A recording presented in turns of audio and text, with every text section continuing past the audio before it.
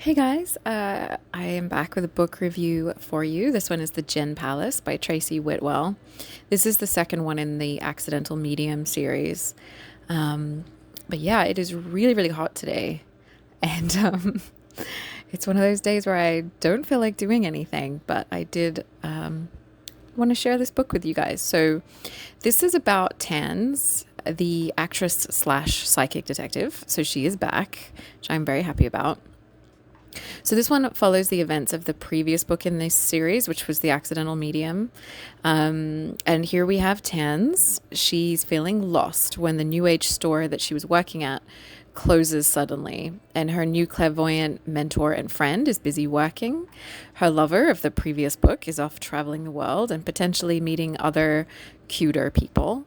She's also decided that she's over and done with talking to dead people. So her life, the start of this book, seems like it's at a standstill. But when her agent finally calls with a role in a British crime drama on location in Newcastle, Tanz heads off and soon sees a ghostly little boy in the historic Black Gate. If you guys know, it's a beautiful old building there. When she finds that a dark, spooky entity has attached itself to her BFF, Milo, can she get her friend out of danger, manage the chaos on set, and figure out who the little boy is who needs her help? So I enjoy this series so much. In tone and kind of style, it's very British, a little bit boozy. She's always drinking. It's kind of that Bridget Jones-esque kind of, sort of humor and that kind of thing and that kind of character to some extent. Tanz is someone who lives a very different life to the average reader, being an actress and an accidental psychic. But she's also the kind of girl that you would be friends with in real life. She's funny and kind and brave. She's messy and she's always up for a gin and tonic. She's often struggling financially or emotionally, but also she always gets it together in the end.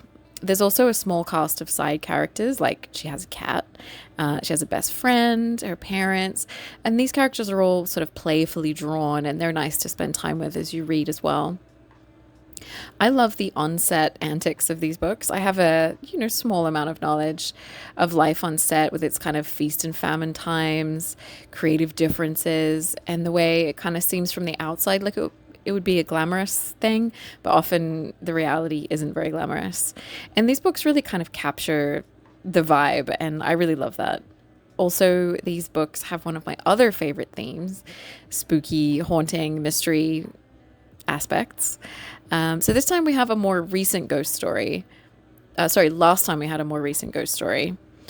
But this time we go into a more historical haunting and a mystery about what happened in the past. And this was a direction that I was really hoping these books would go in, sort of have a mix of like older stories and newer ones. And so I'm really glad that, that was the second book. That's what we do. That's where we go. So a few things about this book just to sort of take note of, I guess, if you feel like you would like to read it. First of all, you don't need to have read the first book to read this one. You can just read this one if you want to. Secondly, while the plot of the book is that there's a haunting and Tanz is going to investigate, that sort of plot line is more of a backdrop that the characters are strong on. I wanted to know what was happening and why, and I did get to know that. But the book in some ways is more about the funny kind of dark vibes and hanging out with the main character and her little adventures. Personally, in this book, I liked this, but if you wanted more of a straight mystery or like a genre cozy mystery, it's not like all about doing that.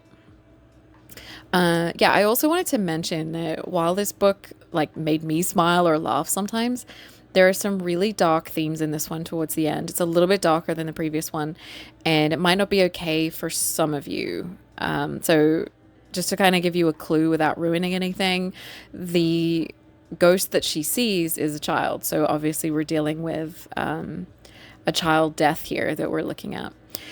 But just to be clear, the humor is based around like the main character and her approach to life and her sort of friends. It's not making fun of death or murder or anything. It's not that kind of dark. This book for me is not too heavy and not too light. Sometimes we're sort of skimming along, watching things go wrong on set or hoping Tanz will sort of meet cute with someone or hanging out with her family and friends. But then there's a little bit of depth as she thinks about, bigger themes like death in the afterlife. And then there's a little bit of darkness, murder, things like that as well.